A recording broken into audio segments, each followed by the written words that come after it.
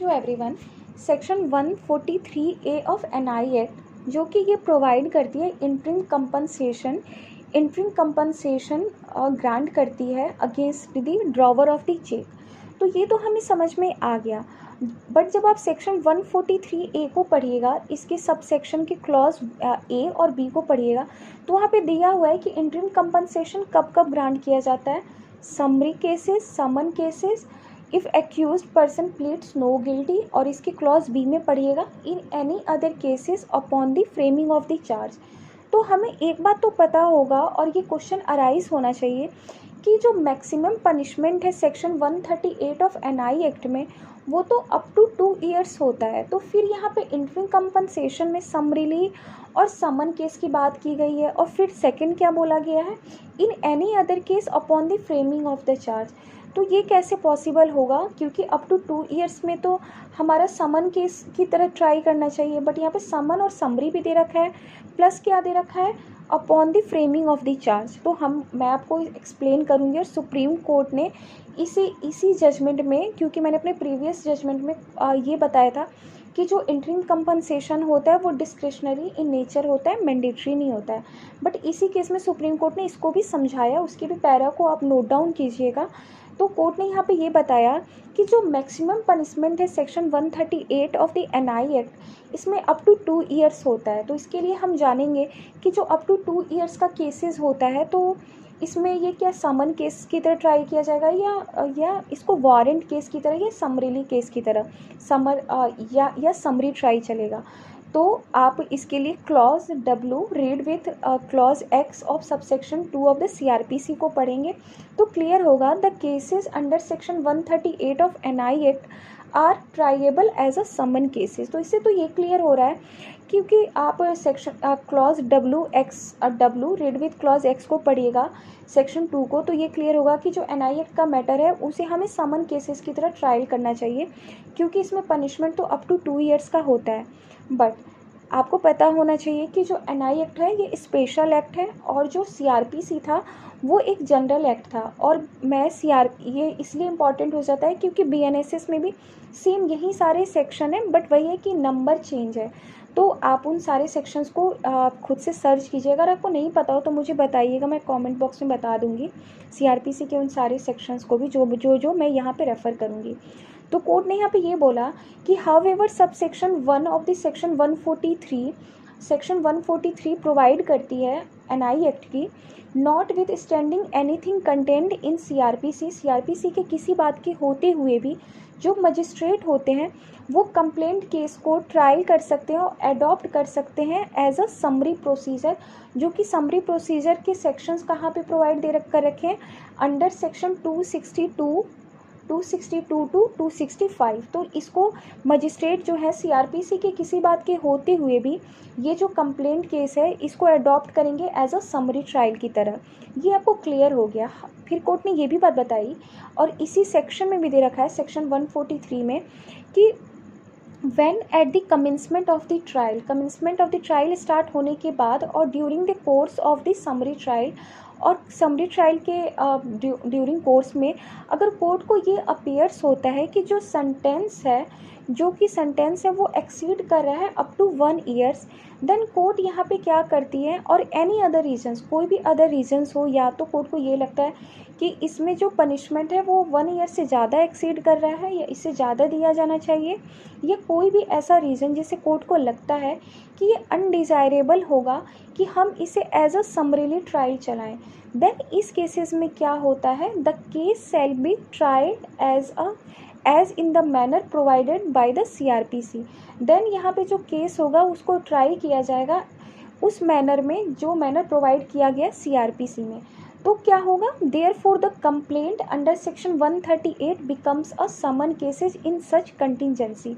अब वो क्लियर हुआ कि सेक्शन 143A में जो दिया हुआ है इंटरिम कंपनसेशन, एक तो समन केसेस में ग्रांट किया जाएगा और एक समन केसेस में और एक समरीली ट्रायल में।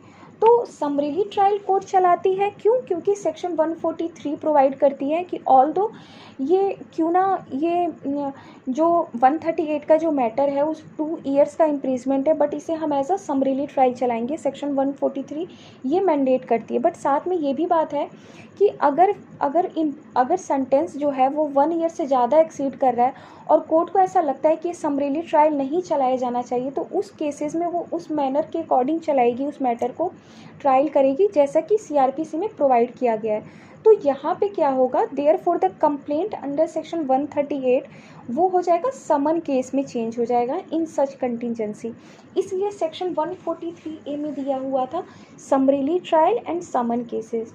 अब हमें समझना है जो सेक्शन 143A की clause section sub section 1 of section 143 clause B में जो दिया हुआ है, in any other case upon the framing of the charge, इसे समझना बहुत ज़रूरी है।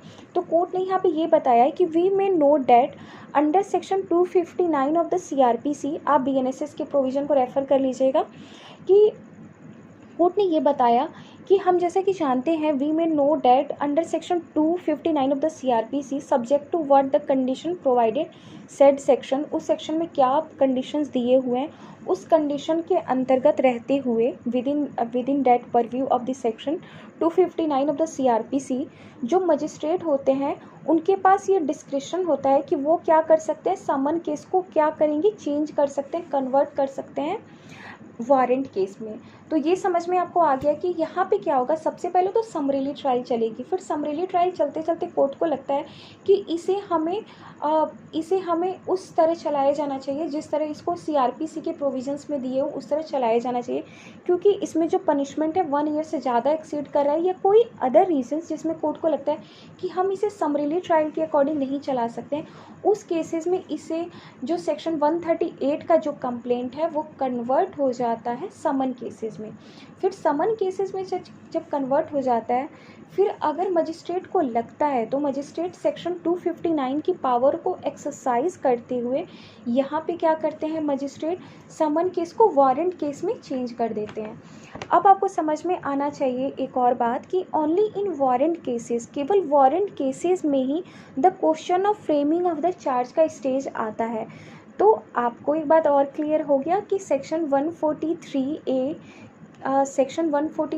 की क्लॉज बी में जो दिया हुआ था इन any other cases upon the framing of the charge, इसका स्टेज कब आएगा, वारंट केसेस में। बट यहाँ पे वारंट केसेस दिया हुआ नहीं है, तो हमें समझना चाहिए एज अ प्रोसीजर कि इसीलिए कोर्ट ने यहाँ पे समझाया भी कि पहले समरीली ट्रायल होती है, फिर जब कोर्ट को लगता है तो उसको समन केस में चेंज होता है, फिर अगर मजिस्ट्रेट को अगर लगता है तो मजिस्ट्रेट सेक्शन 259 की पावर को एक्सरसाइज करते हुए समन केस को वारंट केस में भी चेंज कर सकती है। और only in warrant cases there is a question of framing of charge. तो वो क्लियर हुआ एक बात। कोर्ट ने ये बात बोली फिर लास्ट में कि therefore clause B of subsection 1 of section 143A is apply in only of warrant cases. ये केवल अप्लाई कब होगा, केवल वारंट केसेस में ही अप्लाई होगा।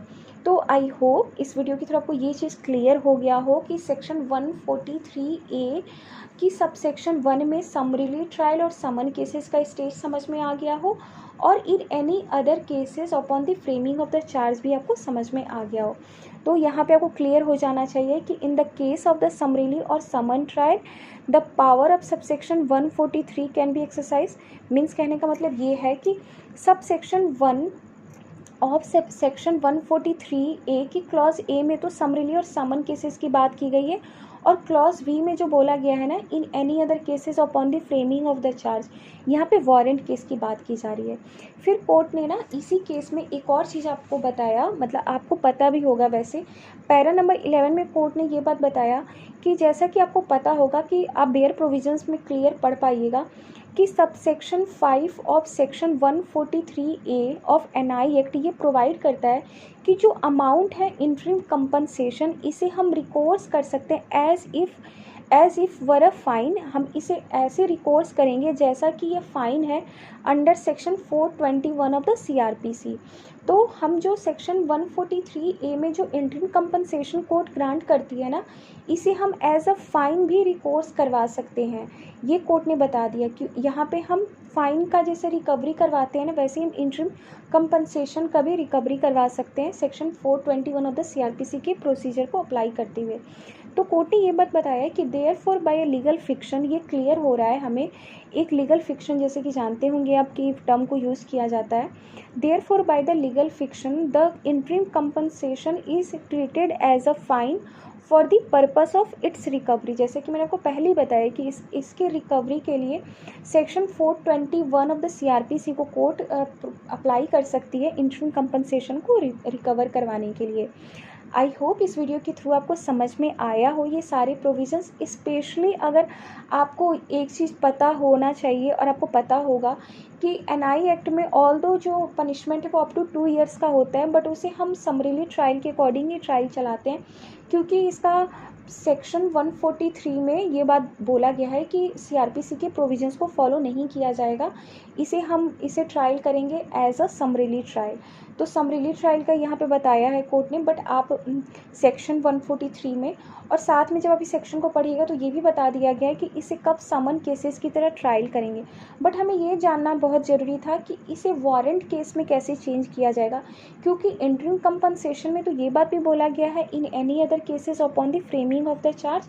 तो इसका स्टेज, क्योंकि इन any other cases upon the framing of the charge की बात की गई है, बट हमें क्लियर नहीं हो रहा है ये चीज़।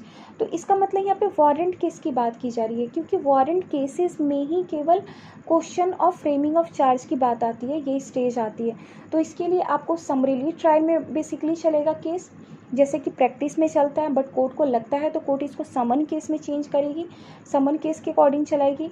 और समन केस का जब स्टेज आ जाएगा तब इसमें मजिस्ट्रेट अपने पावर को एक्सरसाइज कर सकते हैं। अगर मजिस्ट्रेट को ऐसा लगता है तो सेक्शन 259 ऑफ द CRPC की पावर को एक्सरसाइज करते हुए इसे वारंट केस में चेंज कर देंगे।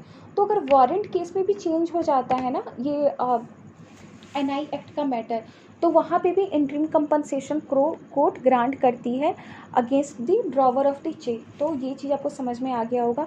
और मैं आपको बोलूँगी कि आप मेरे प्रीवियस वीडियो को भी देखिएगा NI एक्ट का, इस पे मैंने वहाँ पे भी बता रखा है कि कैसे सेक्शन 143A जो है वो डिस्क्रिशनरी इन नेचर नहीं है, वो मैंडेटरी इन नेचर है। आपको बहुत कुछ सीखने को मिलेगा इस जजमेंट से, इसलिए मैंने इसके 2 पार्ट में जजमेंट्स का बताया, क्योंकि इसमें दोनों इशू ऑफ लॉ को कोर्ट ने सॉल्व किया। आई होप इस वीडियो के थ्रू आपको एक न्यू पॉइंट पता चला हो, और आपको अगर इस वीडियो में जो भी मैंने आपको बताया, अगर कोई भी क्वेश्चन आपको पूछना हो तो आप मुझसे पूछ सकते हैं। मैं ट्राई करूँगी कि मैं आंसर करूँ। Thank you so much.